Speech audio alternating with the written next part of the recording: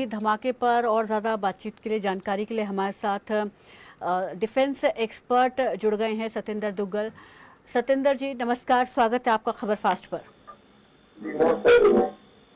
बिल्कुल सर, मेरा सवाल ये है, दिल्ली में जो ये घटना घटी है और अभी तक की जो जानकारी है और ब्लास्ट का जो नेचर है उसको देखते हुए क्या आपको ये घटना किसी संगठित स्लीपर सेल या आतंकी मॉड्यूल की ओर इशारा करती हुई दिखाई देती है?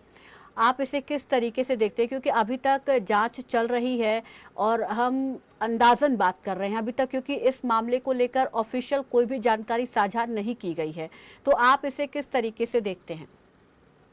आप ठीक कह रहे हैं कि अभी तक कोई जो जानकारी है वो साझा नहीं की गई है, और ये भी एक सिस्टम का प्रोसेस है कि कोई भी जानकारी जो होती है वो शेयर नहीं की जाती। मेरी आवाज आप तक पहुंच रही है? जी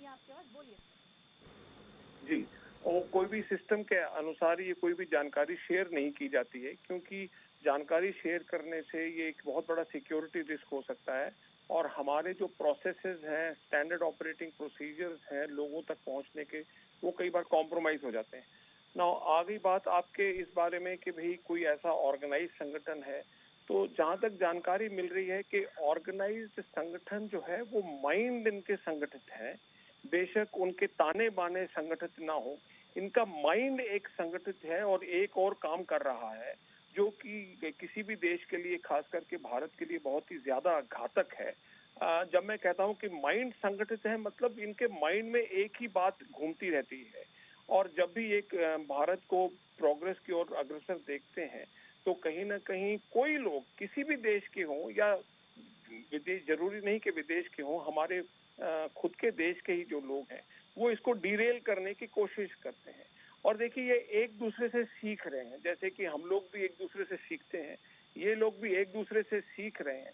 और इसमें सबसे बड़ा डिस्टर्बिंग फैक्ट जो है, क्योंकि मैं फरीदाबाद से आता हूँ और फरीदाबाद में रहता हूँ, इसमें सबसे बड़ा जो डिस्टर्बिंग फैक्ट जो सामने निकल के आया है, वो इसमें टेक्नोक्रेट्स की और पढ़े लिखे लोगों की जो जो इसमें सम्मिलित हैं, वो सबसे बड़ा डिस्टर्बिंग फैक्ट है। क्योंकि ऐसे लोग जिनको कि हजारों बच्चे जो हैं वो आइडियल के रूप में देखते हैं, वो अपना गाइड, फिलोसफर, मेंटर देखते हैं, मेडिकल एजुकेशन हो चाहे वो टेक्निकल एजुकेशन हो, वो उनकी तरफ देखते हैं।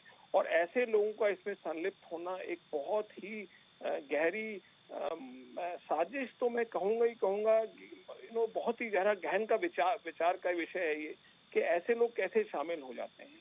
और देखिए कितने बहुरूपिया हैं ये लोग, कि वो क्लास में पढ़ाते भी हैं, मेंटर, फिलोसफर एंड गाइड भी हैं, और एक संगठित होकर एक माइंड लेकर वो किसी तरफ काम कर रहे हैं, जो आप हमसे सभी से छुपा हुआ है, जो सिक्योरिटी एजेंसी से छुपा हुआ है।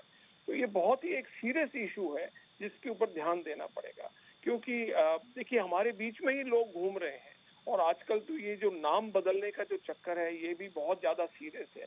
तो ये एक दूसरे से सीख रहे हैं और देश के लिए खतरा पैदा कर रहे हैं।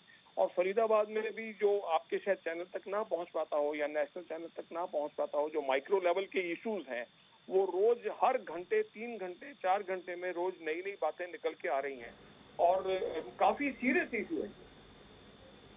बिल्कुल, आप बने रहिए सर हमारे साथ।